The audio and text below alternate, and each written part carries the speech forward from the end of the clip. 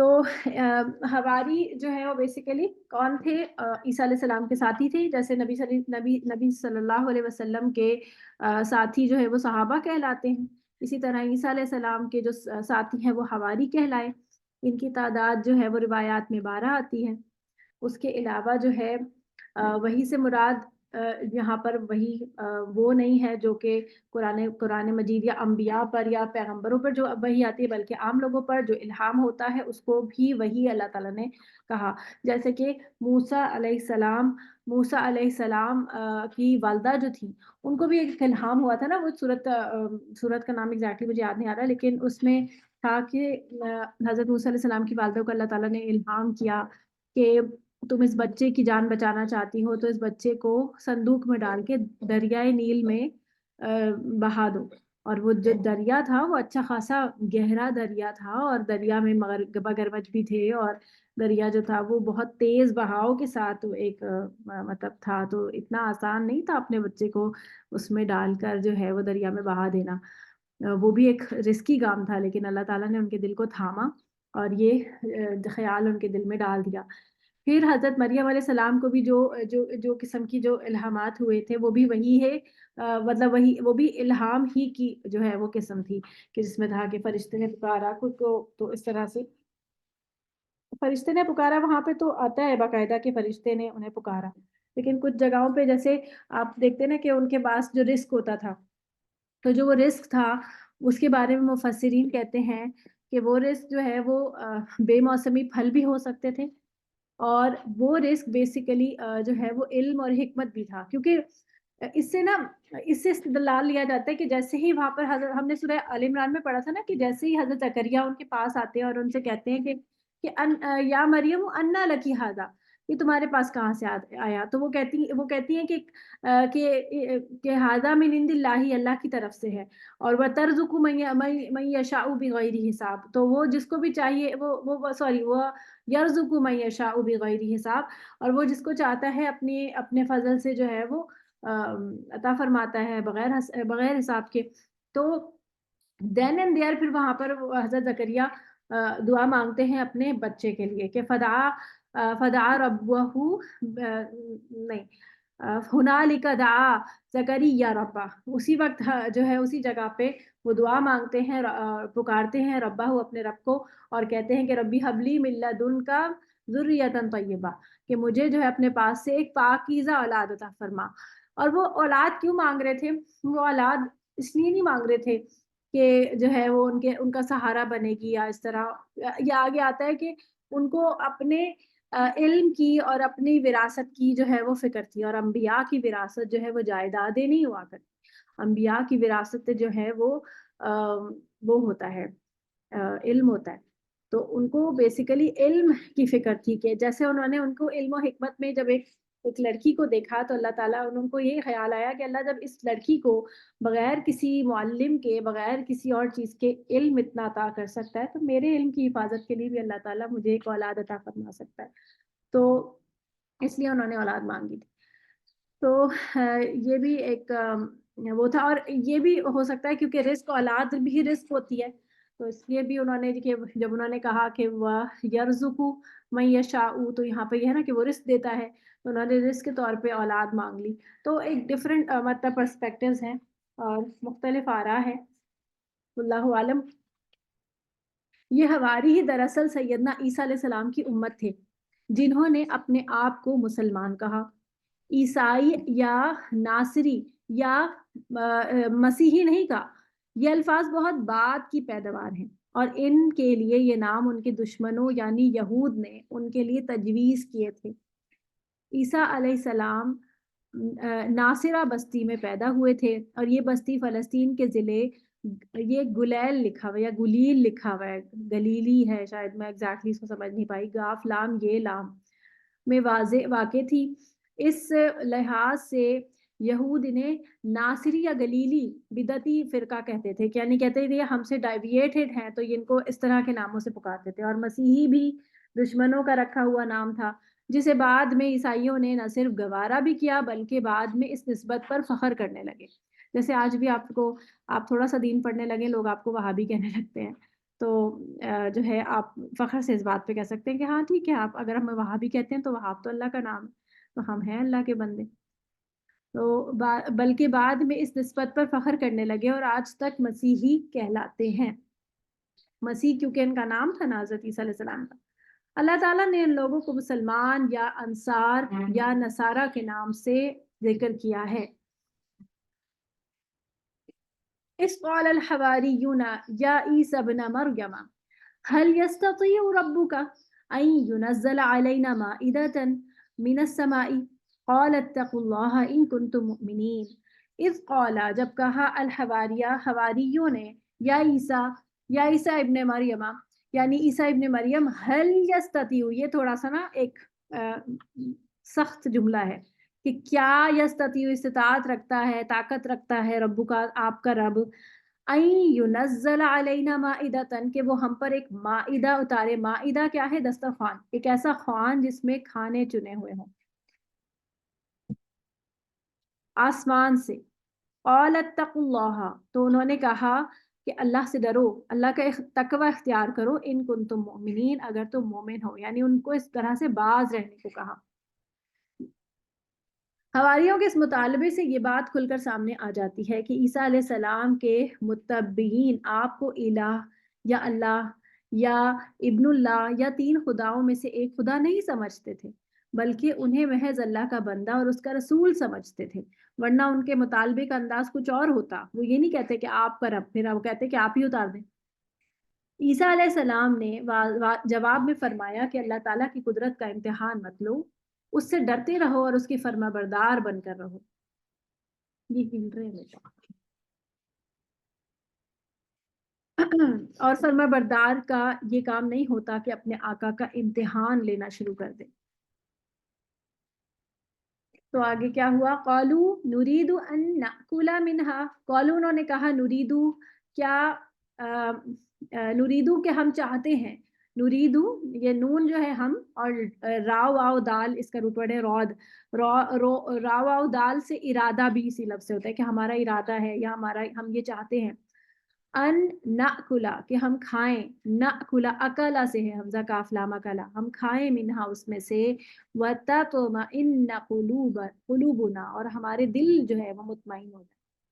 اسی قسم کی کچھ بات جو ہے وہ حضرت ابراہیم علیہ السلام نے بھی اپنے رب سے کہی تھی جب انہوں نے کہا تھا سورۃ البقرہ میں کہ وَإِذْ قَالَ إِبْرَاهِيمَ رَبِّ أَرِنِي كَيْفَ تُحْيِي الْمَوْتَى کہ اللہ مجھے دکھا کہ تو کس طرح مردوں کو زندہ کرے گا۔ اس پر اللہ تعالیٰ نے کہا وَلَمْ تُؤْمِنْ، تو انہوں نے کہا بلا وَلَكِنْ لِيَطْمَئِنَّ قُلُوبِي، تو کہ میرا دل جو ہے نا وہ مطمئن ہو جائے، میں چاہتا ہوں کہ میں صرف دل کا اطمینان چاہتا ہوں کہ کس طرح ایک چیز کا میں مشاہدہ کر لوں گا، عین الیقین ہو جائے گا، تو پھر میری بات زیادہ مؤثر ہوگی۔ یہ بالکل اسی طرح سے نا کہ جیسے میں کوئی کھانا چکھ کر بتاؤں کہ یہ کھانا جو ہے وہ اس میں یہ چیز کم ہے، نمک کم ہے اس میں، اور جو ہے میں کھا چکی ہوں گی، میں چکھ چکی ہوں گی، مجھے یقین ہوگا اور یقین کامل ہوگا، تو مجھے کوئی ڈیویٹ نہیں کر سکے گا، کوئی کہے گا کہ نہیں نمک صحیح ہے تو میں مانوں گی تو نہیں نا اس کی بات، اس کو تو اس کو میں مطلب ڈینائی نہیں کروں گی، لیکن میں اس کی بات پر جو ہے نا وہ بھی نہیں کروں گی یقین۔ تو اب دیکھیں قالوا نريد ان ناكل منها وتطمئن قلوبنا، تو ہمارا دل جو ہے وہ مطمئن ہو جائے۔ دوسری کیا بات کی انہوں نے کہ ونعلم، اور ہم جان لیں ان قد صدقتنا کہ جو آپ ہم سے کہتے ہیں وہ آپ سچ کہتے ہیں، وَنَكُونَ عَلَيْهَا مِنَ الشَّاهِدِينَ، اور اور ہم گواہی دینے والوں میں سے ہو جائیں۔ تو تین باتیں انہوں نے فی الحال کہیں کہ ہمارا دل جو ہے وہ مطمئن ہو جائے اور ہم آپ کی بات کو جو ہے وہ پوری طرح ہم یقین کامل ہو جائے اور پھر ہم یقین کامل کے ساتھ اس پر گواہی دیں۔ تو یہ انہوں نے کہا۔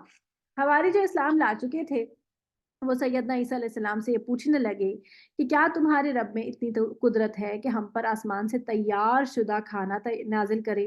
اور اپنے اس مطالبے کی انہوں نے تین وجوہات بیان کی۔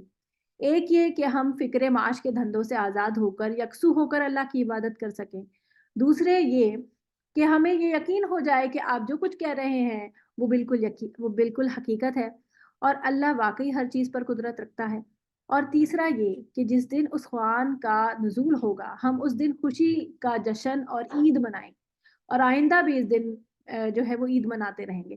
یہ آگے جو ہے وہ آیات میں آئے گا، یہ خلاصہ جو ہے وہ ابھی ہی اس میں نے بتا دیا۔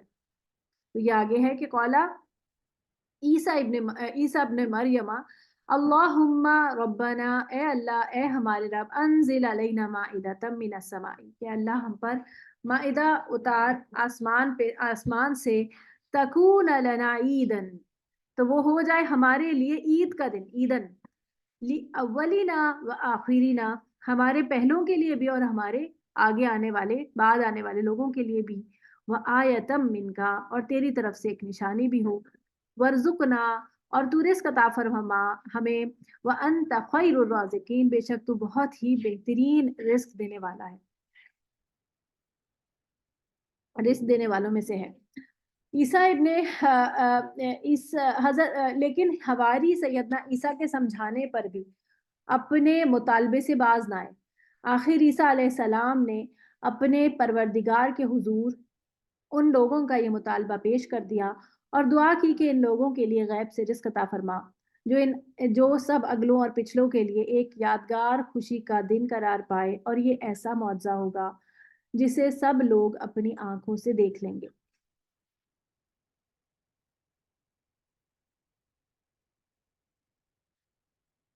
قال اللہ انی منزلها علیکم، اللہ تعالیٰ نے کہا کہ بے شک میں اسے تم پر اتارنے والا ہوں۔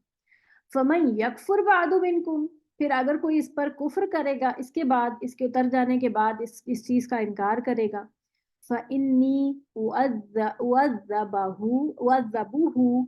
عَذَابًا لَا أُعَذِّبُهُ أَحَدًا مِنَ الْعَالَمِينَ، تو پھر میں اسے ایک ایسا عذاب دوں گا کہ جیسا عذاب میں نے کبھی کسی کو دیا ہی نہیں، پوری جہان میں نے کسی کو ایسا عذاب نہیں ہوا، یعنی کہ ایک طرح کی بہت سخت ڈانٹ اللہ تعالیٰ نے دی۔ اللہ کا یہ قانون ہے کہ جب کوئی قوم اپنے نبی سے کسی خاص قسم کے معاوضے کا مطالبہ کرے، پھر اللہ تعالیٰ اس قوم کو اس کا مطلوبہ معجزہ دکھا بھی دے، لیکن یہ قوم پھر بھی ایمان نہ لائے، تو پھر اس پر اسی دنیا میں کوئی انتہائی سخت عذاب نازل ہوتا ہے۔ یہی حقیقت اس آیت میں بیان کی گئی ہے۔ اس کی واضح مثال تو قوم سمود کا اپنے نبی صالح علیہ السلام سے یہ مطالبہ تھا کہ اس پہاڑ سے حاملہ اونٹنی نکلے جو ہمارے سامنے بچہ جنے، تب ہم ایمان لائیں گے۔ اللہ نے یہ معجزہ دکھا دیا، لیکن سمود نے ایمان لانے کے بجائے سرکشی کی روش اختیار کی اور اونٹنی کو بھی ہلاک کر ڈالا، تو ان پر سخت قسم کا زلزلہ آیا، اور ساتھ ہی بہت بڑی شدید اور کرخت آواز جو ہے وہ پیدا ہوئی جس سے سب کے سب تباہ ہو گئے۔ اور دوسری مثال یہی مطالبہ ہے۔ یہ واقعہ آپ کو پتہ ہے نا یہ کیا ہوا تھا؟ اس میں یہ سورۃ الشمس میں یہ واقعہ ذکر ہوتا ہے کہ انہوں نے خود صالح علیہ السلام سے یہ مطالبہ کیا تھا کہ ہمیں ایک ایسی اونٹنی دکھائیں جو کہ اللہ کی اونٹنی ہو۔ تو اللہ تعالیٰ نے پہاڑ کے پیچھے سے ایک بہت ہی بڑی سائز کی پہاڑ برابر ٹائپ کی ہی ایک جو ہے وہ اونٹنی اللہ تعالیٰ نے اتار دی، اور جب وہ ایک تو حاملہ بھی تھی، دوسرا یہ کہ وہ بہت بڑی تھی، اور کنواں جو تھا اس بستی میں ایک ہی تھا، پانی کا کنواں۔ پھر اللہ تعالیٰ نے یہ حکم دیا کہ ایک دن یہ اونٹنی پورا دن وہی پانی پیے گی اور کوئی پانی نہیں پیے گا، اور دوسرے دن تم لوگوں کا پانی پینے کا دن ہوگا۔ تو اب انہوں نے معجزہ تو مانگ لیا، اب یہ معجزہ جو ہے وہ ان کے گلے پڑ گیا۔ اب ان کو کیا ہوتا تھا کہ تکلیف ہو گئی کہ ایک دن پانی بھر سکتے ہیں اور دوسرے دن نہیں بھر سکتے، تو وہ ہمیں ان کو سٹور کرنا پڑتا ہوگا، مشکل ہوتی ہوگی، ظاہر ہے پہلے زمانے میں وہ سہولتیں تو نہیں تھی جس طرح کی اب ہوتی ہیں، تو ان کو بہت مشکل ہوتی، اور اس وجہ سے اب ان کو وہ اونٹنی جو ہے وہ کھلنے لگی۔ پھر یہ آپس میں پلان بنانے لگے کہ ہم اس کا کیا کریں، تو ایک شخص کو انہوں نے راضی کیا کہ تم جو ہے وہ اس کو مار ڈالو، پھر ہم تمہیں جو ہے وہ بہت انعام و اکرام دیں گے۔ ایک بہت ہی خوبصورت عورت تھی جس نے اس کو یہ لالچ دیا کہ اگر تم اس اونٹنی کو جڑ سے ہٹا دو اور اس کو ہمارے سر پہ سے ہٹا دو تو میں تم سے شادی کر لوں گی۔ تو وہ شخص جو ہے وہ راضی ہو گیا، اور اس نے جو ہے وہ اونٹنی کے پاؤں جو ہیں وہ اس طرح سے کچھ کیا، اس نے نیچے سے پاؤں کاٹ دیا، جس کی وجہ سے وہ اونٹنی گری، کیونکہ وہ بہت بڑی تھی اور بہت جسامت اس کی بہت بڑی تھی، تو جب وہ گری تو وہ گرنے کی وجہ سے ہی ہلاک ہو گئی، کیونکہ وہ حاملہ بھی تھی. تو اس کے بعد صالح علیہ السلام نے ان کو کہا کہ اب یہ تو تم لوگوں نے بہت ہی سخت برا کام کیا ہے، اور اب جو ہے وہ تم لوگوں کے لیے عذاب کی وعید ہے، اور اب تم لوگ انتظار کرو اللہ کے عذاب کا. تو اس پر یہ لوگ جو ہے وہ ان کا مذاق اڑانے لگے اور کہا کہ ہاں ٹھیک ہے، ہم تو بہت خوش ہیں اس بات سے کہ ہم جو ہے ہم نے اس بوجھ کو اپنے سر سے ہٹا دیا. اب صالح علیہ السلام کو اللہ تعالیٰ نے حکم دیا کہ آپ جو ہے یہاں سے چلے جائیں، اور آپ جو ہے وہ 3 دن تک مسافت کریں اور پیچھے مڑ کے مت دیکھیے گا، یعنی کہ آپ رکے نہیں، آپ چلتے چلے جائیں بس. تو 3 دن کی مسافت کے بعد وہ اتنی دور پہنچ گئے تھے کہ اب ان کے اوپر عذاب کا کوئی بھی اثر ان تک نہ پہنچتا. کیونکہ عذاب کیا تھا؟ عذاب یہ تھا کہ ایک تو زلزلہ آنا تھا، دوسرا یہ کہ بہت سخت قسم کی کچھ آواز تھی جو ان کے اوپر ڈلنی تھی عذاب کے طور پہ، جس کی وجہ سے ان کے کان پھٹ گئے، ان کے مطلب وہ بالکل ہی تباہ ہو گئے وہ جہاں جیسے تھے. اور اس کے پر جب وہ کہتے ہیں کہ وہ پہاڑ تھا، کیونکہ پہاڑوں میں ہی گھر بناتے تھے نا، تو پہاڑ تھا جو کہ لاوے کے ساتھ پھٹا تھا. تو لاوا بھی ان کے اوپر گرا تھا اور پتھر بھی ان کے اوپر گرے تھے، کیونکہ پہاڑ پھٹنے سے پتھر بھی ظاہر سی بات ہے چکنا چور ہو کے اوپر گریں گے، اور وہ پہاڑ پھٹنے کی جو ایک آواز تھی سخت قسم کی، اس کی وجہ سے ان کے جو ہے وہ ان کی موت واقع ہو گئی سب کی. اس طرح سے جو ہے وہ ان کے اوپر عذاب آیا. تو یہی وہ مثال یہاں پر اس طرح کی بتائی جا رہی ہے کہ یہاں پر اگر اللہ تعالیٰ نے اس کا یہ خواہش تم لوگوں کی پوری کر دی، تو پھر اس کے بعد اگر تم نے نہیں مانا تو تمہارا حشر بھی برا ہوگا.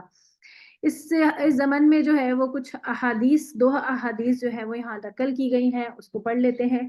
عمار بن یاسر رضی اللہ تعالیٰ عنہ کہتے ہیں کہ رسول اللہ صلی اللہ علیہ وسلم نے فرمایا کہ جو دسترخوان آسمان سے اتارا گیا تھا اس میں روٹی اور گوشت تھا، اور انہیں یہ حکم دیا گیا تھا کہ اس میں خیانت نہ کریں گے اور نہ ہی کل کے لیے ذخیرہ کریں گے. پھر ان لوگوں نے خیانت بھی کی اور کل کے لیے بھی اٹھا رکھا، لہٰذا انہیں بندر اور سور بنا دیا گیا. اس حدیث سے یہ معلوم ہوتا ہے کہ ایسا دسترخوان صرف ایک دن نہیں بلکہ کچھ عرصے تک نازل ہوتا رہا. مطالبہ کرنے والوں نے کہا تھا کہ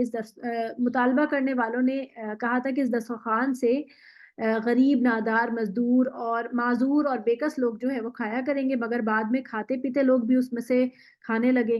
یہ ان کی خیانت تھی. علاوہ ازیں یعنی کہ اس کے علاوہ کل کے لیے بھی اسٹور کرنا شروع کر دیا، جو اللہ تعالیٰ پر توکل نہ ہونے کی دلیل تھی. ان میں سے 80 لوگوں کے قریب آدمیوں کی صورت مسخ کر کے بندر اور سور کی سی بنا دی گئی ہے گناہ کی وجہ سے. بعض علماء نے اس واقعے سے اختلاف بھی کیا ہے، اور ان کا یہ قول ہے کہ جب اللہ تعالیٰ نے ایسا معجزہ طلب کرنے سے ڈرایا تو فی الفور وہ ڈر گئے اور اپنے مطالبے سے باز آ گئے، لہٰذا دسترخوان اترا ہی نہیں. اب اللہ عالم وہ دسترخوان اترا تھا یا نہیں اترا تھا، ہمارا اس میں جو ہے وہ ہمارا کنسرن اس میں نہیں ہے. بیسیکلی بتانے کا مقصد کیا ہے یہاں پر، اس واقعے سے ہم نے سیکھنا کیا تھا کہ اللہ تعالیٰ سے شرطیں نہیں لگائی جا سکتی.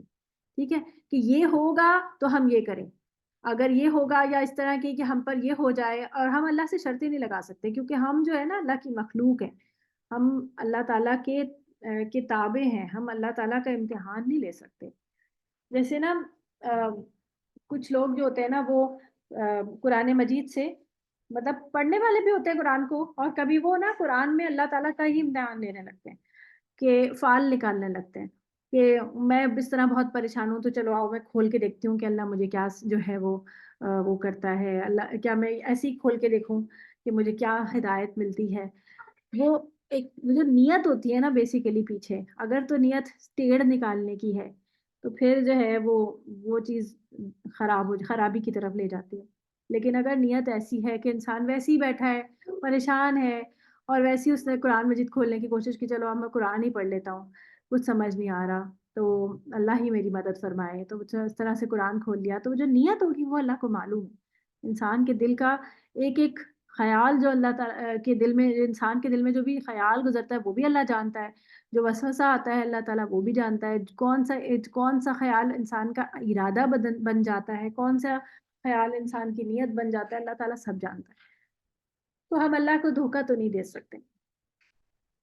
تو وَإِذْ قَالَ اللَّهُ يَا عِيسَى ابْنَ مَرْيَمَ، اور جب کہا عیسیٰ ابن مریم نے، أَأَنْتَ قُلْتَ، سوری، اور جب کہا اللہ نے یا عیسیٰ ابن مریم، اے عیسیٰ ابن مریم، انتا کیا تم نے، قلتا کہا تھا تم نے، للناسی لوگوں سے، اتخذونی، ٹھیک ہے، اتخذا آپ کو تجوید والے اسٹوڈنٹس کو پتا ہوگا کہ اس میں درمیان میں زیر آنا ہے، جو تھرڈ حرف ہے، تو اس کی وجہ سے ہم اس پر حمزہ وصلی پر زیر لگائیں گے. اس کے علاوہ بھی اگر یہ اخوذہ ہوتا تب بھی جو ہے وہ ہم اس کے نیچے زیر لگاتے، کیونکہ یہ نہیں صحیح ہے، ٹھیک ہے، پورا والا ورڈ نہیں ہے. اتخذونی، تو ہم جو کہ کیا بنا لو مجھے، کیا تم نے کہا تھا لوگوں سے اتخذونی بناؤ مجھے، و امیہ اور میری ماں کو، الہینی دو الہ، من دون اللہ اللہ کے علاوہ. یعنی جو ٹرینٹی کا جو کانسیپٹ ہے وہ اللہ تعالیٰ نے یہاں پر ڈسکرائب کر دیا کہ کیا تم نے کہا تھا کہ تم کو اور تمہاری ماں کو میرے ساتھ شریک بنا دو.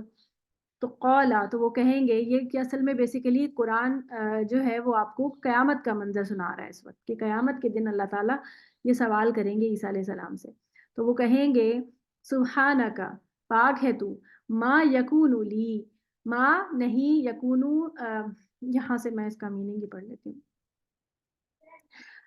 ما یکون لی یعنی کہ میرے لیے جائز نہیں ہے، ما یکون لی نہیں ہے میرے لیے، بیسیکلی یہ اس طرح سے ہے، میرے لیے یہ بات جائز ہی نہیں ہے کہ وہ بات کہوں جس کا مجھے حق نہیں، کہ میں وہ بات کہوں کہ جس کا مجھے حق نہیں، کہ ان اقولا، کہ میں کہوں ما جو لیسا لی بھی حق، جو میرے اوپر حق نہیں ہے، یعنی ایسی بات جو میرے اوپر حق نہیں ہے میں وہ ایسی بات کہوں، یا یہ چیز مجھ پہ جائز ہی نہیں ہے.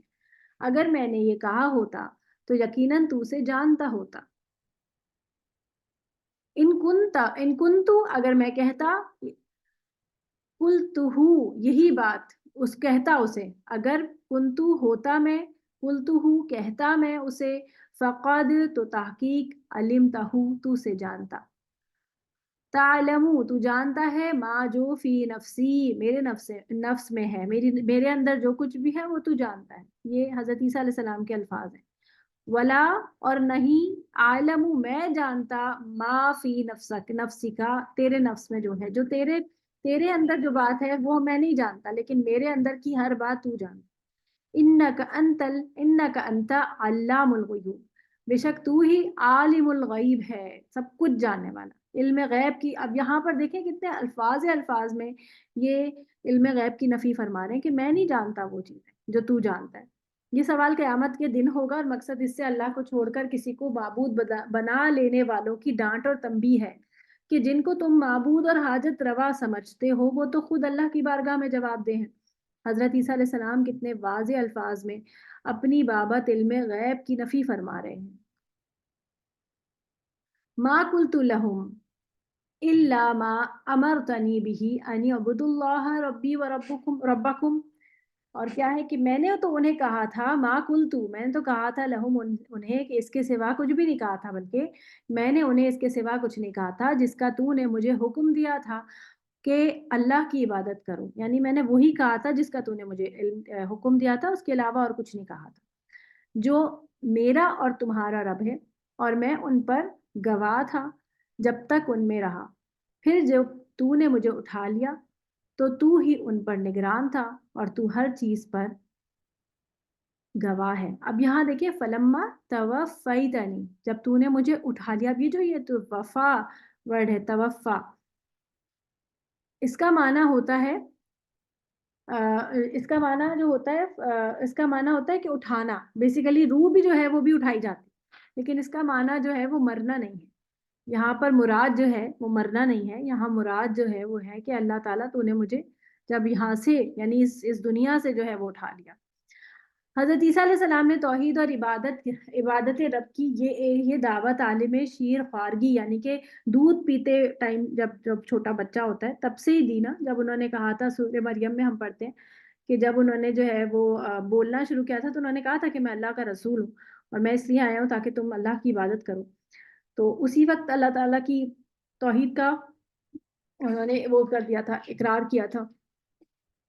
اور عمر جوانی اور کہولت میں بھی، کہولت آپ کو پتہ ہے نا کون سی عمر ہوتی ہے؟ یہ کہولت والی بات ہماری اس کورس میں گزری ہے. کہولت کا ورڈ ہمارے اس کورس میں سے پہلے گزرا ہے. نہیں نہیں نہیں، یہ چیز آپ پلیز ایکسپلین کر دیں. نہیں آیا. اچھا نہیں گزرا ورڈ. میں کر دیتی. کہولت کا ورڈ تو ہم نے آیات میں نہیں پڑھا، لیکن آپ نے ایک جگہ پہ بتایا تھا کہولت یعنی کہ جوانی میں. ٹھیک ہے نہیں بتایا تھا. ٹھیک ہے میں بتا دیتی ہوں، اپنے مائک میوٹ کر لیں. دیکھیں کہولت بیسیکلی اس عمر کو کہتے ہیں کہ جیسے ہم نا سورہ آل عمران میں ہم نے پڑھا تھا کہ وہ وَيُكَلِّمُ النَّاسَ فِي الْمَهْدِ وَكَهْلًا وَمِنَ الصَّالِحِينَ، کہ وہ مہد میں بھی اور کہولت میں بھی لوگوں سے کلام کرے گا.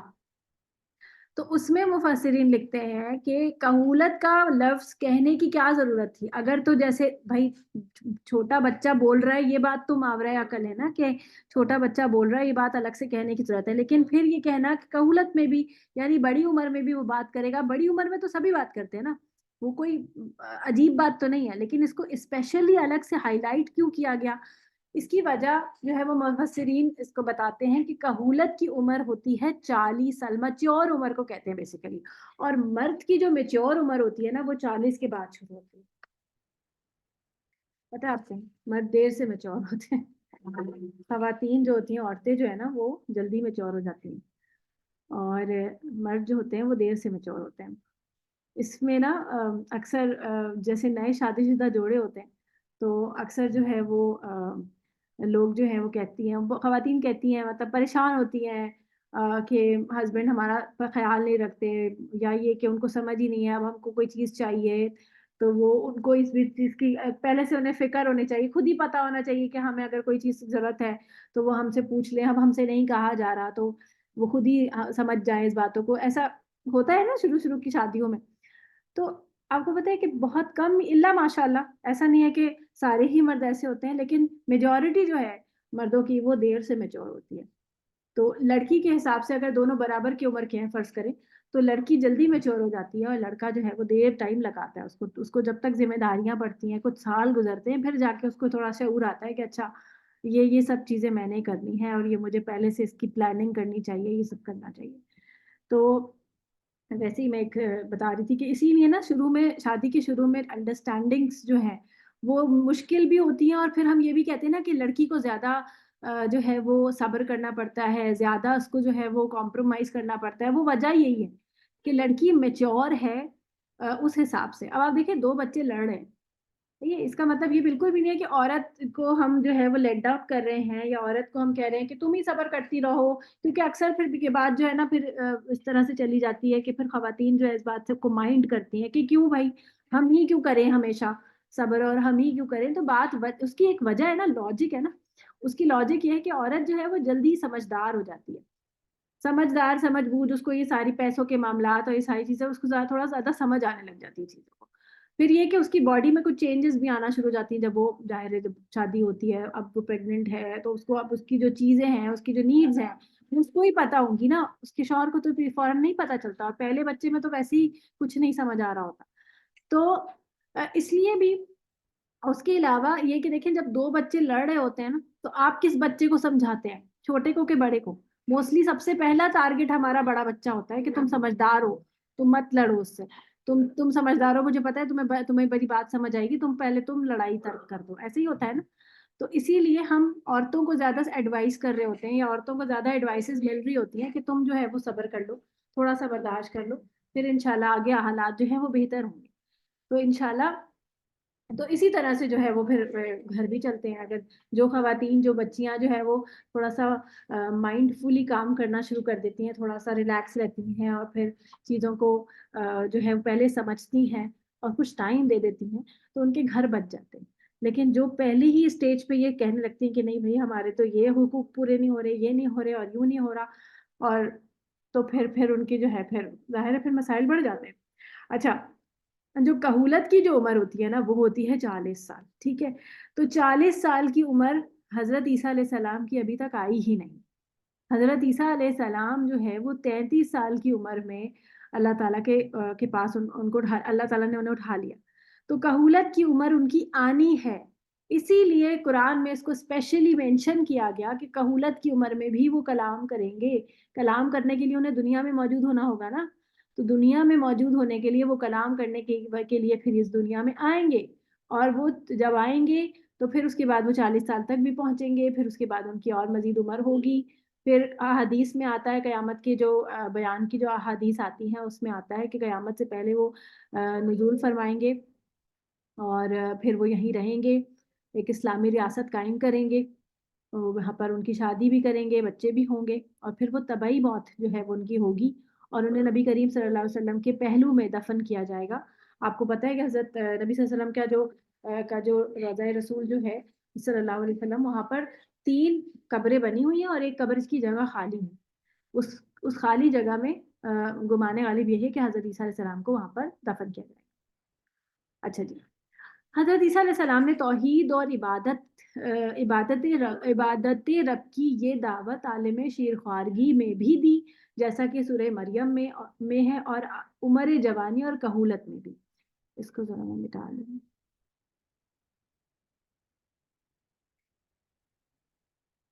اب یہاں پہ یہ جو لفظ ہے توفیتنی، اس کا مطلب ہے کہ جب تو نے مجھے دنیا سے اٹھا لیا، جیسا کہ اس کی تفصیل سورۃ آل عمران کی آیت نمبر 55 میں گزر چکی ہے. اس سے یہ بات بھی معلوم ہوئی کہ پیغمبروں کو اتنا ہی علم ہوتا ہے جتنا اللہ کی طرف سے انہیں عطا کیا جاتا ہے، یا جس کا مشاہدہ وہ اپنی زندگی میں اپنی آنکھوں سے کرتے ہیں. حدیث میں آتا ہے کہ میدان محشر یعنی حشر کے میدان، یعنی قیامت کے دن جو ایک میدان میں لوگ جمع ہوں گے، اس میں نبی کریم صلی اللہ علیہ وسلم کی طرف آپ کے کچھ امتی آنے لگیں گے. اذان ہو گئی ہے، تھوڑا سا ویٹ کریں گے.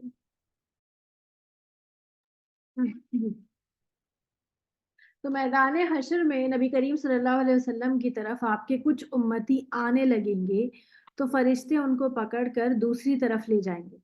آپ صلی اللہ علیہ وسلم فرمائیں گے کہ ان کو آنے دو، یہ تو میرے امتی ہیں. یعنی یہ کون لوگ ہوں گے؟ یہ آئیں گے نبی کریم صلی اللہ علیہ وسلم کے پاس حوض کوثر کا پانی پینے کے لیے، تو فرشتے ان کو وہیں سے پیچھے ہٹا دیں گے یا روک دیں گے، ان کو آنے نہیں دیں گے.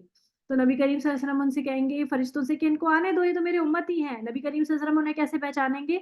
ان کے وضو کے اعضاء سے، کیونکہ آپ کو پتہ ہے کہ جہاں جہاں وضو کا پانی لگتا ہے نا، وہ جگہ، وہ سارے اعضاء، وہ حصے قیامت کے دن چمکیں گے. ان وضو کے اعضاء سے نبی کریم صلی اللہ علیہ وسلم اپنے امتیوں کو پہچانیں گے. تو وہ کہیں گے کہ یہ تو میرے امتی ہیں، انہیں آنے دو، انہیں کیوں روک رہے ہو؟ تو فرشتے انہیں بتائیں گے کہ آپ نہیں جانتے انہوں نے آپ کے بعد دین میں کیا کیا نئی بدعتیں ایجاد کر لی تھیں. یعنی یہ وہ لوگ ہوں گے جو کہ بدعتی ہوں گے، انہیں نبی کریم صلی اللہ علیہ وسلم کے پاس جانے سے بھی روک دیا جائے گا، اور حوض کوثر کی طرف کہ مطلب حوض کوثر بھی انہیں نصیب نہیں ہوگا. تو جب آپ یہ بات سنیں گے تو آپ صلی اللہ علیہ وسلم فرمائیں گے، آپ نے فرمایا کہ میں بھی اس وقت یہی کہوں گا جو العبد الصالح یعنی عیسیٰ علیہ السلام نے کہا تھا کہ وَكُنْتُ عَلَيْهِمْ شَهِيدًا مَا دُمْتُ فِيهِمْ فَلَمَّا تَوَفَّيْتَنِي كُنْتَ أَنْتَ الرَّقِيبَ عَلَيْهِمْ، کہ جب تک میں ان میں موجود تھا تو میں ان کے بارے میں ذمہ دار تھا، میں جانتا تھا، اور پھر اس کے بعد جب تو نے مجھے فوت کر لیا تو میں ان کا رقیب اور ان کا نگران تو پھر تو ہی تھا. اور پھر حضرت عیسیٰ علیہ السلام نے فرمایا کہ ان تعذبہم فإنہم عبادک، کہ اور اگر تو انہیں عذاب دے گا فإنہم عبادک، تو یہ تیرے بندے ہیں. وإن تغفر لہم، اور اگر تو انہیں بخش دے گا تو فإنک انت العزیز الحکیم، تو بے شک تو بہت ہی عزیز الحکیم ہے، بہت زبردست، بہت غالب اور حکمت والا ہے. یعنی مطلب یہ کہ یا اللہ ان کا معاملہ تیری مشیت کے سپرد ہے. مشیت کیا ہے؟ کہ اللہ کی مرضی. اور آپ کو پتہ ہے اللہ کی جو مرضی ہے نا وہ حکمت پر مبنی ہے. یہ جملہ لکھ لیں آپ ذرا، اللہ کی مشیت، مشیت یہ لکھا ہوا ہے، تیری مشیت، اللہ کی مشیت اللہ کی حکمت پر مبنی ہے. یعنی دیکھیں ایک تو بادشاہ کا اختیار ہوتا ہے نا. اب بادشاہ جو ہے وہ کوئی بھی بادشاہ، ایک نارمل کوئی بھی بادشاہ ہو تو وہ کہے کہ میں جو ہے وہ سونا چاندی جو ہے اس کی بارش کروں، اس کی مرضی، میری مرضی، میرا پیسہ، میری سلطنت، میں جو چاہے کروں، میں چاہوں جو ہے وہ سارے درخت جو ہے وہ کٹوا دوں، اپنی مرضی من مانی کروں. تو اللہ کی مرضی جو ہے نا وہ اللہ کی من مانی نہیں ہے، اللہ کی مرضی اللہ کی حکمت پر مبنی ہے، یعنی اس کا کوئی نہ کوئی ریزن لاجک ہوگا جو ہمیں سمجھ نہیں آتا. تو اسی لیے ہم اللہ سے سوال کرنے کے وہ نہیں ہیں، اہل نہیں ہیں. ہم اللہ کی مخلوق ہیں، ہم اللہ سے سوال نہیں کر سکتے. اگر اللہ ہمیں بخش دے تو اللہ کی رحمت، اور اگر اللہ عذاب دے رہا ہے تو بھی ہم اللہ سے سوال نہیں کر سکتے کسی بھی بات کے بارے میں. یعنی اگر ہمیں ٹھیک ہے کوئی بھی آزمائش جب ہمارے اوپر آتی ہے نا تو ہم نا بہت بے صبری ہو کر یہ سوچتے ہیں کہ ہم ہی کیوں، یا ہم پر کیوں آئی ہے، یا ہم پریشان سے ہو جاتے ہیں. تو آپ سوچیں کہ یہ چیزیں نا اگر میرے ذہن میں نہیں آ رہی، اگر میری عقل میں نہیں آ رہی، لیکن اس کا کوئی نہ کوئی مقصد ہے. اب وہ مقصد کچھ بھی ہو سکتا ہے. دیکھیں جب کسی کے اوپر کوئی آزمائش آتی ہے نا، آپ اپنے اوپر رکھ کے سوچیں، کسی اور کے بارے میں مت سوچیں، کیونکہ جب ہم کسی اور کو کے بارے میں سوچتے ہیں نا ایسی باتیں تو ہم ججمنٹل ہو جاتے ہیں. ہمیں ججمنٹل نہیں ہونا، ہم اپنے بارے میں سوچیں. ہم اپنے بارے میں سوچیں کہ اگر ہم پر کوئی آزمائش آتی ہے، آزمائش یعنی کہ کوئی ایسی پریشانی، سخت قسم کی پریشانی جس کے بارے میں ہمیں لگے کہ یہ مطلب اللہ کی طرف سے ایک تنبیہ ہے، تو اس کو ہم سوچیں، اس کے بارے میں ہم سوچیں کہ یہ کیوں آئی ہے.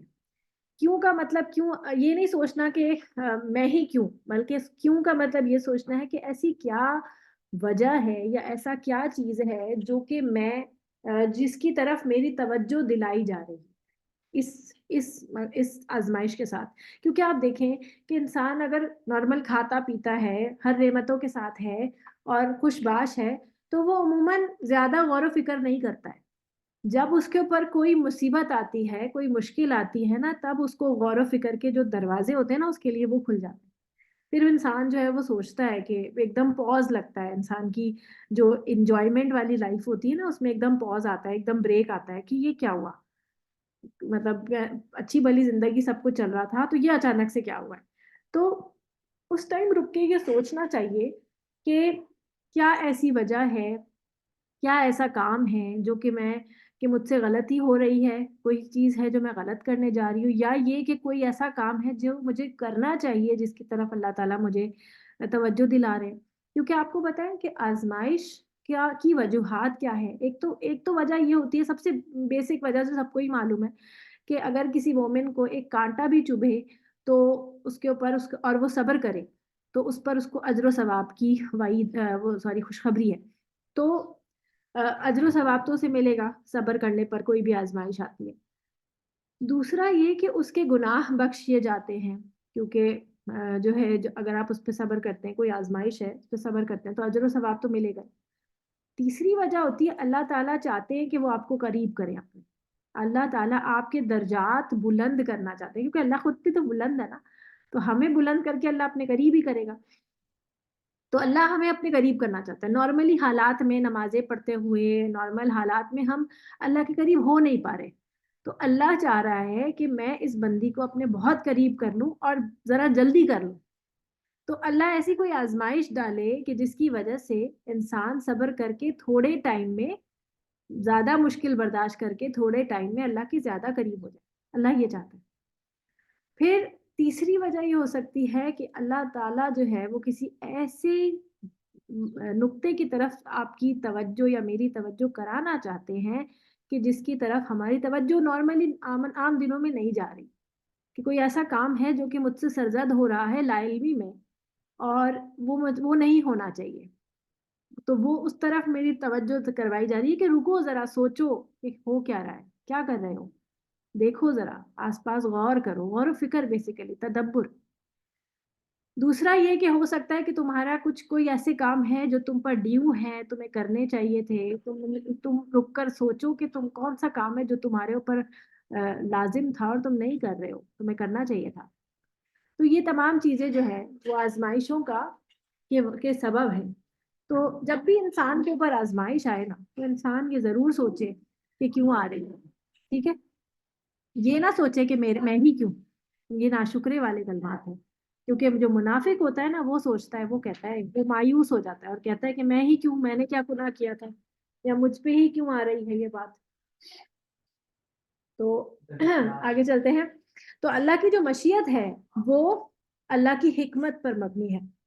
یعنی مطلب یہ ہے کہ یا اللہ ان کا معاملہ تیری مشیت کے سپرد ہے، اس لیے کہ تو فعال لما یرید بھی تو ہے. آپ سورہ بروج میں پڑھتے ہیں نا کہ جو چاہے تو کر سکتا ہے، اور تجھ پر کوئی باس پرس کرنے والا نہیں ہے. لا یسأل عما یفعل وہم یسألون. تجھ سے کوئی کچھ نہیں پوچھ سکتا، لیکن لیکن تو سب سے پوچھ سکتا ہے. یعنی اللہ جو کچھ کرتا ہے اس سے باس پرس نہیں ہوگی، لوگوں سے ان کے کاموں کی باس پرس ہوگی. یعنی لوگوں سے اللہ تعالیٰ پوچھ سکتا ہے، اللہ اختیار رکھتا ہے، لیکن انسان اور اللہ کی مخلوقات یہ اختیار نہیں رکھتی کہ اللہ سے سوال کرے. گویا آیت میں اللہ کے سامنے بندوں کی عاجزی اور بے کسی کا اظہار بھی ہو رہا ہے، اور اللہ کی عظمت اور جلالت اور اس کے قادر مطلق اور مختار کل ہونے کا بیان بھی. اور پھر ان دونوں باتوں کے حوالے سے عفو و مغفرت کی التجا بھی، یعنی کہ اللہ معاف کر دے. عاجزی کے ساتھ ایک تو سرنڈر، عاجزی. دوسرا یہ کہ اس بات کو تسلیم کرنا کہ تو بڑا ہے، تو کر سکتا ہے. پھر دوسرا یہ کہ اللہ معاف کر دے. تو سبحان اللہ، کیسی عجیب و بلیغ آیت ہے، یعنی خوبصورت ترین. اسی لیے حدیث میں آتا ہے کہ ایک مرتبہ رات کے ٹائم نبی کریم صلی اللہ علیہ وسلم تہجد میں نوافل پڑھ رہے تھے، اور اس آیت کو پڑھتے ہوئے ایسی کیفیت طاری ہوئی کہ بار بار ہر رکعت میں اسے ہی پڑھتے رہے حتیٰ کہ صبح ہو گئی. اور یہ کیا آیت ہے آپ پھر سے دیکھیے کہ ان تعذبہم فإنہم عبادک وَإِن تغفر لَهُمْ فَإِنَّكَ أَنْتَ الْعَزِيزُ الْحَكِيمُ. ذرا اس کی گہرائی میں تو جائیے، اس بات کی کو سمجھیے تو کہ ہمارے نبی صلی اللہ علیہ وسلم اس آیت کو پڑھ رہے ہیں اور اپنی امت کے لیے اللہ تعالیٰ کے سامنے گڑ گڑا رہے ہیں اور رو رہے ہیں، اور یہ آیت کی تکرار کیے جا رہے ہیں، اور یہاں تک کہ صبح ہو گئی. تہجد میں پڑھتے جا رہے ہیں، اور کیا مانگ رہے ہیں اللہ سے کہ اگر تو انہیں عذاب دے تو بے شک تیرے بندے ہیں، اور اگر تو انہیں بخش دے تو بے شک تو ہی سب پر غالب اور حکمت والا ہے. یہ محبت، یہ مطلب یہ دائی کی محبت ہوتی ہے. جو دائی دین ہوتا ہے نا، اور ہمارے نبی صلی اللہ علیہ وسلم کی محبت تو خیر ہم سے بہت ہی زیادہ تھی، لیکن جو شخص نبی کریم صلی اللہ علیہ وسلم کے مشن پر ہوتا ہے نا، وہ بھی اتنا ہی رحیم ہوتا ہے، اتنا ہی اس کے دل میں درد ہوتا ہے، اتنا ہی اس کی بے فکر. جو ہمیں لاسٹ ٹائم ہم لوگ بات کر رہے تھے کہ ججمنٹل ہونا اور امر بالمعروف و نہی عن المنکر ہونے میں کیا فرق ہے. تو وہ فرق اس چیز کا ہے کہ انسان کے دل میں اتنی وسعت اور اتنا صبر اور اتنی محبت ہو کہ انسان دوسرے کے لیے فکر مند ہو کر اس کے لیے کوشش کرے گا. اس کو اوپر سے اس کو ججمنٹ پاس کر کے اس آگے نہیں بڑھ جائے گا کہ یہ تو ہے ہی خراب، اس کو کیا سوال، اس کو کیا میں ہدایت کے لیے کچھ بولوں، یا کیا میں اس کو کیا وعظ کروں، اس کو ضرورت ہی نہیں ہے. یہ ہوتا ہے ججمنٹل ہونا. اور امر بالمعروف کیا ہوتا ہے کہ انسان اس کی فکر میں لگا رہے، پھر اس کے بارے میں اس کی روٹین کو جانتا رہے، اس کے آس پاس رہے، اس کو کچھ نہ کچھ کہتا رہے، تھوڑی تھوڑی اچھی باتیں اس کو سمجھاتا رہے. اور پھر ایک دن آئے گا کہ جب جو ہے وہ حکمت کا وہ ایک ٹائم ہوگا جب صحیح وقت پر صحیح بات اور صحیح بندے سے آپ کہہ پائیں گے جو اس کے دل میں اثر کر جائے گی. تو یہ سب اللہ کے حکم سے ہی ہوتا ہے. کوئی انسان جو ہے وہ اس کو پلان نہیں کر سکتا. ہدایت جو ہے وہ اللہ کی طرف سے ہے، اور ہدایت جو ہے وہ اللہ نے اپنے ہی ذمہ رکھی ہے.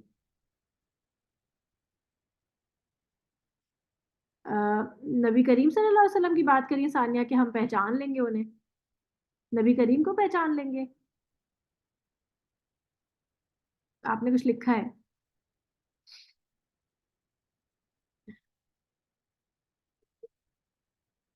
اللہ تعالیٰ پہچان کروائیں گے اگر ہم دیکھیں، اگر ہمیں محبت ہوگی نا تو ہم پہچان لیں گے انشاءاللہ. آپ دیکھیں کہ نا جب آپ کسی سے بہت محبت کرتے ہیں نا اور آپ اس سے کبھی نہیں ملے ہوتے تو آپ مجمع میں بھی اس کو پہچان لیتے ہیں. تو پھر آپ نبی کریم صلی اللہ علیہ وسلم کو ہم نے کبھی نہیں دیکھا لیکن ہم پہچان لیں گے. اللہ تعالیٰ ہمارے دل میں ڈالیں گے ان کے لیے محبت اور ہم پہچان جائیں گے. اور اللہ ھذا یوم ینفع الصادقین صدقہ. تو اللہ تعالیٰ اس دن کہیں گے کہ یہ وہ دن ہے کہ سچوں کو ان کا سچ جو ہے، ان کا صدق فائدہ دے گا، نفع دے گا. ان کے لیے باغات ہیں جن کے نیچے سے نہریں بہ رہی ہیں، ان میں ہمیشہ رہنے والے ہوں گے وہ. اللہ ان سے ہمیشہ راضی ہو گیا اور وہ اللہ سے راضی ہو گئے. یہ بہت بڑی کامیابی ہے. آپ سوچیں کہ اللہ تعالیٰ جو ایک جنت کا نقشہ ہمیں بیان کرتے ہیں، آپ اگر اس کو تھوڑا سا بھی آپ اس کو تصور کریں تو اتنی فرحت اندر تک اتر جاتی ہے اور اتنا آپ کو خوشی محسوس ہوتی ہے کہ ایسے باغات جن کے نیچے سے نہریں بہ رہی ہیں. آپ کبھی ناران کاغان یا اوپر کے ایریاز میں آپ جب جاتے ہیں تو آپ دیکھتے ہیں کہ جو ہے وہاں پہ جو جھرنے بہ رہے ہوتے ہیں نیچے سے، اور بہت ہی خوبصورت منظر لگ رہا ہوتا ہے اور وہاں سے آنے کا بھی دل نہیں چاہ رہا ہوتا. انسان ایک دفعہ کبھی وہاں چلا جائے تو دل چاہے گا کہ بس وہیں بیٹھا رہے اور وہ جھرنوں کا نظارہ کرتا رہے اور دیکھتا رہے اور خوش ہوتا رہے. اور اکثر وہاں پر جو ہے وہ پہاڑوں پر جو ریسٹورینٹ والے ہوتے ہیں وہ لوگوں نے پلنگ ڈالے ہوئے ہوتے ہیں اور وہ کھانا وہیں سرو کرتے ہیں اور نیچے سے پانی بہ رہا ہوتا ہے. تو وہ کتنا خوبصورت منظر وہ لگ رہا ہوتا ہے.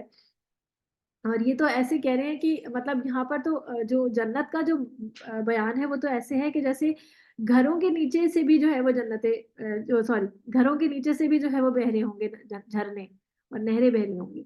یعنی کہ شیشے کے گھر ہوں گے شفاف کے نیچے سے نہریں بہ رہی ہوں گی. میں نا ایک مرتبہ ایک جگہ گئی تھی یہاں سے بہت دور باغ کینٹ کے سائڈ پہ. وہاں پر جو ہے وہ جن کے گھر ہم گئے تھے ہمارے جاننے والے تھے، ان کے گھر کے بالکل سائڈ سے ایک نہر بہ رہی تھی. اور یہ بہت سالوں پرانی بات ہے، تقریباً 11 سال پرانی. اور یقین کریں وہ اتنا خوبصورت منظر تھا کہ وہ صرف سائڈ سے بہ رہی تھی. اور جب ہم وہاں گھر میں داخل ہوئے تو وہ جھرنے کی آواز، وہ نہر کے تیز پانی کی آواز بھی جو ہے وہ سائڈ سے بہنے کی وجہ سے آ رہی تھی. اور وہ اتنا اچھا منظر لگ رہا تھا اور اس کی وجہ سے ٹھنڈک تھی. وہ موسم جو ہے وہ ایسے ہی تھا، تھوڑا گرم موسم تھا، جون جولائی کا ٹائم تھا، لیکن اس کی وجہ سے اتنی ٹھنڈک فیل ہو رہی تھی اور اتنا اچھا لگ رہا تھا. اور چھت پہ چڑھ کر جب ہم نے نیچے سے دیکھا تو دور دور کھیت بھی نظر آ رہے تھے، کیونکہ وہاں زیادہ ڈیولپمنٹ اس ٹائم پہ نہیں ہوئی بھی تھی. تو دور دور کھیت بھی تھے اور وہ نہر بھی وہاں سے بہ رہی تھی. تو بہت ہی خوبصورت منظر تھا وہ، بہت خوبصورت. میں جب بھی کبھی یہ نہریں بہ رہی ہیں کا سنتی ہوں تو وہ مجھے وہ منظر یاد آ جاتا ہے. اور میں اتنا رشک مجھے ان پر آیا تھا کہ کتنا خوبصورت ان کا گھر ہے اور یہ اتنا اچھا ان کی لوکیشن ہے کہ جو ہے وہ یہاں پر رہ رہے ہیں الحمدللہ. تو جب بھی میں اب قرآن پڑھتی ہوں تو میں یہی سوچتی ہوں کہ واقعی یہ انسان کا ڈریم ہے کہ انسان یہ چاہتا ہے کہ ایسی جگہوں پر وہ رہے اور وہ خوشی محسوس کرتا ہے. تبھی تو آپ دیکھیں نا اللہ تعالیٰ ہمیں ایسی ہی چیزوں سے رغبت دلاتے ہیں جن چیزوں کی ہمیں واقعتاً جو ہے وہ شوق ہے. ہم لوگ سوچتے ہیں کہ ہمیں یہ پسند ہے، یہ پسند ہے، یہ پسند ہے، لیکن اللہ کیونکہ ہم سے بہتر جانتے ہیں تو اللہ تعالیٰ ہمیں انہی چیزوں کی رغبت دلاتے ہیں جن چیزوں کی ہمیں واقعتاً شوق ہے. ہم خوش ہوں گے ان کو دیکھ کے. تو اب اس کی تفسیر میں دیکھیں کہ حضرت ابن عباس نے اس کے معنی یہ بیان کیے ہیں کہ یہاں پر جو ینفع الموحدین ہیں، یعنی کہ یہاں پر توحیدہم، اصل میں یہ جب ایگزیکٹ ورڈز کاپی ہوتے ہیں نا تو وہ ہوتا ہی ہے کہ اس ایپ میں وہ رائٹنگ فونٹ نہیں ہوتا تو وہ کچھ گڑبڑ کر دیتا ہے. وہ دن ایسا ہوگا کہ صرف توحید ہی موحدین کو نفع پہنچائے گی. یعنی کہ جو سچ ہے نا بیسیکلی کہ سچ کیا ہے، تو جب ہم کہتے ہیں نا کہ اشہد ان لا الہ الا اللہ وحدہ لا شریک لہ، تو یہ کیا ہے؟ یہ توحید کا اقرار ہے نا. تو یہی بات اور اسی کلمے کو تو سچ کرنا ہماری زندگی ہے. عملی مسلمان وہی ہے جس کی پوری زندگی میں اللہ کے علاوہ کوئی اور شریک نہیں ہوگا اور جس کی پوری زندگی نبی کریم صلی اللہ علیہ وسلم کی تعلیمات کے مطابق ہوگی. وہی شخص جو ہے وہ صدیقین میں شمار ہوگا. تو اور وہی صدیق جو ہوگا وہ ظاہر سی بات ہے وہ موحدین ہوگا، وہ توحید پر ہوگا. تو صرف توحید ہی موحدین کو نفع پہنچائے گی، یعنی مشرکین کی معافی اور مغفرت کی کوئی صورت نہیں ہوگی. یہ آخر میں آتا ہے نا کہ جب سارے لوگ جہنم میں چلے جائیں گے، جو جانے والے ہوں گے اور جو جنت میں جانے والے ہوں گے وہاں چلے جائیں گے، پھر آخر میں کچھ جنتی جو ہیں وہ اپنے دوستوں کا تقاضا کریں گے کہ میرے فلاں جو دوست تھے وہ میرے ساتھ نماز پڑھتے تھے، میرے ساتھ گیدرنگ تھی ان کی، وہ بہت نیک تھے، اللہ تعالیٰ وہ کہاں ہیں؟ تو اللہ تعالیٰ ان کو جو ہے وہ جہنم میں دکھائیں گے انہیں کہ یہاں ہیں وہ، کیونکہ ان کی تو کچھ گناہ تھے، کچھ کسی کو بڑے بڑے کچھ گناہ تھے جو تمہاری نظروں سے اوجھل تھے، ان کی وجہ سے وہ یہاں پر ہے۔ تو وہ پھر اللہ تعالیٰ سے فریاد کریں گے کہ اللہ یہاں پہ میں تو جنت میں آ گیا اور میں تو ان سے محبت کرتا تھا اور یہ جنت جہنم میں ہے، اب میں جو ہے وہ اکیلا محسوس کر رہا ہوں، میں چاہتا ہوں کہ یہ بھی میرے ساتھی ہوں یہاں پر۔ تو اللہ تعالیٰ کیونکہ جنتیوں سے ناراض نہ ہونے کا اللہ تعالیٰ اعلان کر چکے ہوں گے اور اللہ تعالیٰ راضی ہوں گے، تو جس سے راضی ہوتا ہے کوئی بھی، تو اس کی تو بات نہیں ٹالی جاتی نا۔ تو اللہ تعالیٰ جنتی کو جو ہے کہیں گے اچھا ٹھیک ہے، نکال لاؤ جو تمہارے دوست ہیں انہیں اپنے وہاں سے نکال لاؤ، اور یہ وہی دوست ہوں گے جو کہ ہوں گے مسلمان، ان سے کچھ خطائیں ہو چکی ہوں گی، کچھ گناہ ہو چکے ہوں گے جن کی وجہ سے وہ جہنم میں ہوں گے۔ تو اللہ تعالیٰ جو ہے وہ ان لوگوں کو وہاں سے نکلوا دیں گے۔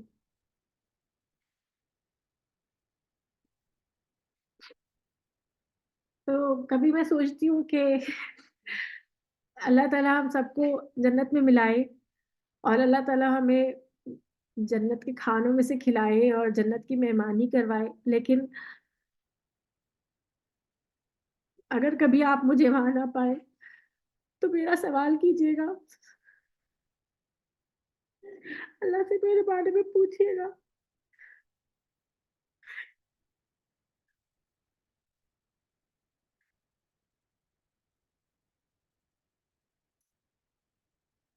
اللہ تعالیٰ ہم سب کو جنت میں ملائے انشاءاللہ۔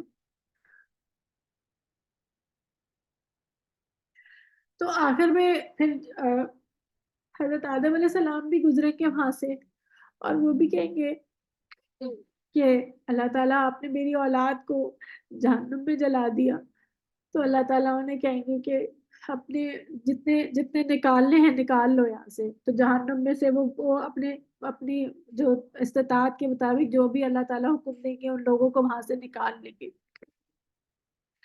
تو آخر میں جن کے دل میں رائی برابر بھی ایمان ہوگا نا وہ بھی وہاں سے نکال لیے جائیں گے۔ تو اس لیے مشرکین جو ہوں گے نا، جنہوں نے کبھی بھی اللہ تعالیٰ کے ساتھ شرک کیا ہوگا، وہ جو ہے وہ نہیں نکلیں گے۔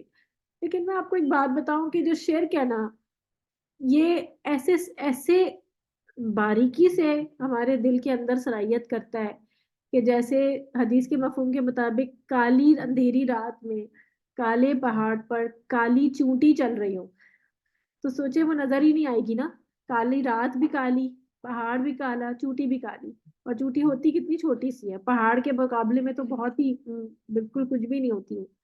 تو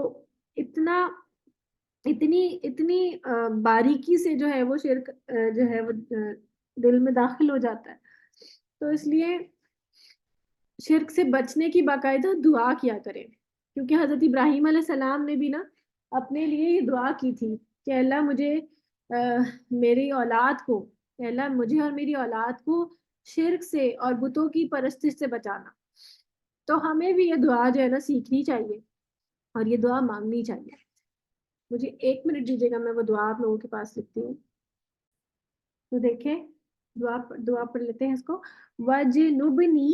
وجنوبنی یہ جنب سے ہے، جیم نون با جنب، جنب کا معنی ہوتا ہے پہلو بچانا، یعنی کہ اس سے بچنا بیسیکلی۔ دیکھیں کوئی شخص سائٹ سے بھی گزرتا ہے نا، سائٹ سے گزرتا ہے، دیکھیں ایک تو ہم ہوتا ہے سیدھا سیدھا گزر جاتے ہیں کسی بھی جگہ سے، لیکن اگر تنگ راستہ ہوتا ہے تو ہم کیسے گزرتے ہیں؟ ہم سائٹ سے ہو کے ٹیڑھے ہو کے خلاف سمت ہم گزرتے ہیں نا، سائڈ ہو کے پہلو بچا کے نکلتے ہیں۔ تو بیسیکلی کسی ٹکرانے سے بچنے کے لیے ہم پہلو بچاتے ہیں، تو اسی کو کہتے ہیں، اسی سے یہ محاورتاً یہ لفظ پھر نکلا ہے نا وجنوبنی، کہ بچا ہمیں، وبنیہ اور میری اولاد کو۔ بنیہ ویسے انہوں نے اپنے بیٹوں کے لیے مانگا تھا، لیکن بیٹے کیونکہ آپ کو پتا ہے اولاد بھی جو ہے وہ بھی بنیہ، اور مطلب بیٹی بھی یہی کہلائے گی نا، تو وبنیہ اور میرے بیٹوں کو، میری بیٹیوں کو، میرے اولاد کو، ان نعبدہ، ان کے نعبدہ ہم عبادت کریں، الاسنام، اسنام سنم کون ہوتے ہیں؟ بت ہوتے ہیں، پتھر کے بت، ویسے بھی بت، کہ ہم بتوں کی عبادت کریں، اس سے ہمیں بچا لے، مجھے اور میری اولاد کو اے اللہ اس بات سے بچانا کہ ہم بتوں کی عبادت کریں، یعنی بیسیکلی شرک سے بچانا۔ یہ دعا یاد کر لیں، نماز کے بعد ضرور اس کو پڑھا کریں، تاکہ اپنی اولاد کے لیے بھی آپ کی ایک دعا ہوگی کہ دیکھیں آگے جو وقت آ رہا ہے نا وہ بہت ہی خطرناک ہے، بہت ہی جو ہے وہ مشکل گزار ہے۔ ایسے ٹائم پہ اپنے آپ کو توحید پر رکھنا جو ہے ایک بڑا ٹاسک ہوگا، کیونکہ اب جو اینڈ آف ٹائمز میں ہی ہم جی رہے ہیں نا، تو اب جو ٹائم آ رہا ہے اور جو چل رہا ہے وہ ایسا ہی ہے کہ جیسے ہنگارے جو ہے وہ ہاتھ میں لے کر مسلمان جو ہے نا اپنے آپ کو اسی طرح سے اپنا ایمان بچانا پڑے گا۔ تو دعاؤں کے ساتھ اور اللہ کی مدد کے ساتھ ہی پاسبل ہوگا۔ اس دعا کو یاد کر لیجئے، اپنے لیے اس کو لکھیے، لکھ کر نا اس کو اپنے کہیں پر لگا لیں، تاکہ جب بھی نظر پڑے گی نا نماز پڑھنے کے بعد تو آپ اس کو یاد پڑھ لیں گے، جب دیکھ دیکھ کے کئی دفعہ پڑھ لیں گے تو یاد بھی ہو جائیں گی انشاءاللہ۔ آگے دیکھتے ہیں، آخری آیت ہے آج کی، یہ للہ ہوگا، لام اس کا جو ہے نا کٹ گیا۔ للہ ملک السماوات والارض وما فیہن، اور اللہ کے لیے ہے آسمان اور زمین کی بادشاہت اور وما فیہن، اور جو کچھ بھی اس کے دونوں کے درمیان میں ہے، جو کچھ بھی ان کے اندر ہے۔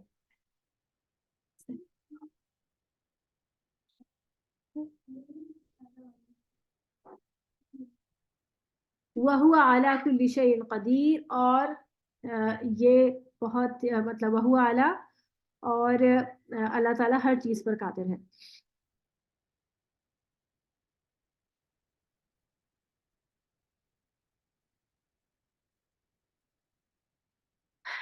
اس آیت میں سیدنا عیسیٰ علیہ السلام اور سیدنا مریم دونوں کی الوہیت کی تردید کی دلیل آ گئی، یعنی کہ وہ دونوں الہ نہیں ہو سکتے، کیونکہ جو چیز کسی کی ملکیت ہو وہ اس کی مملوک یا غلام تو ہو سکتی ہے، اس کی شریک نہیں ہو سکتی، صحیح ہے نا؟ کیونکہ یہ تمام چیزیں، کیونکہ عیسیٰ علیہ السلام اور مریم علیہ السلام کون ہوئے؟ اللہ کی مخلوق، تو مخلوق جو ہے وہ مملوک ہوگی یعنی ملکیت ہوگی، غلام ہوگی، شریک تو نہیں ہو سکتی نا، تو اور نہ ہی اسے اللہ تعالیٰ کی الوہیت میں شریک سمجھا جا سکتا ہے۔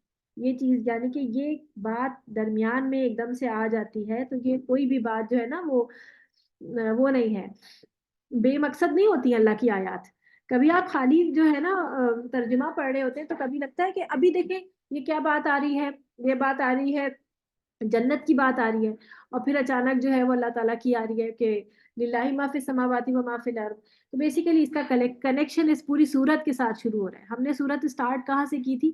اسی صفات کے ساتھ، نہیں، سورت اسٹارٹ ہم نے کی تھی ایک پورے احکام کے ساتھ، حکم کے ساتھ۔ سورہ مائدہ اسی طرح اسٹارٹ ہوئی تھی نا کہ یا ایھا الذین آمنوا اوفوا بالعقود، کہ اپنے عہد جو ہے وہ پورے کرو۔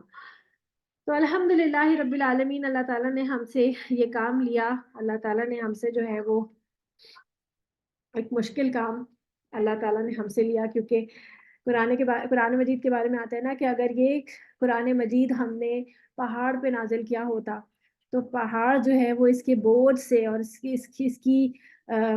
کی خشیت، اللہ کی خشیت کے سے لرز اٹھتا، اور وہ لینے کو جو ہے اور اس پر وہ انکار کر دیتا کہ میں نہیں اٹھا سکتا اس کا بوجھ، لیکن انسان نے اس کو اٹھایا، اللہ نے انسان کو اس قابل بنایا کہ اللہ نے ہم سے یہ کام کروا لیا الحمدللہ، کیونکہ ہمارے اندر تو یہ اوقات نہیں تھی ہماری، اور نہ ہی ہماری یہ حیثیت تھی کہ ہم یہ کروا سکتے، اللہ نے کروا دیا الحمدللہ، اور اللہ ہی اس کا جو ہے وہ قبول کرنے والا ہے۔ جی، آج کی آیات کے بارے میں آپ لوگ کچھ کہنا چاہیں گے یا کوئی بھی بات؟ جی ڈاکٹر صاحبہ بولیے۔